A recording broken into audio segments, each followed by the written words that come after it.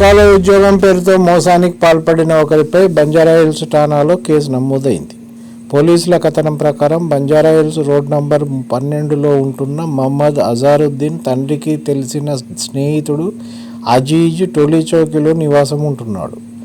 అతని స్నేహితుడు జాఫర్ ఖాన్ రిజ్వీ అమెరికా నుంచి వచ్చాడని, అతడికి అక్కడున్న పరిచయాలతో ఉద్యోగం ఇప్పిస్తాడంటూ చెప్పారు.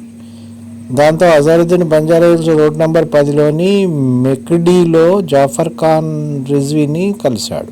టెక్సాస్లో ఉద్యోగం ఇప్పిస్తానంటూ చెప్పడంతో అతని మాటను నమ్మి 35,000 ఆన్లైన్ ద్వారా చెల్లించాడు. తర్వాత మ్యాసప్టాంక్లోని రిజ్వీ నివాసానికి వెళ్ళి మరో 75,000 ఇచ్చాడు. ఉద్యోగ అవకాశం కల్పించకుండా మాయమాటలు చెబుతుండటంతో అతన్ని నిలదీశాడు. దీంతో రిజ్వీ ఇల్లు ఖాళీ చేసి వెళ్ళిపోయాడు.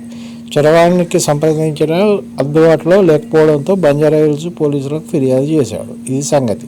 ఉద్యోగం అమెరికాలో ఇస్తాడని ఇప్పుడు అక్కడికి పోయిన వాళ్ళనే ట్రంప్ వెళ్ళగొడుతున్నాడు. సరైన పత్రాలు లేకుండా, సరైన కథ లేకుండా.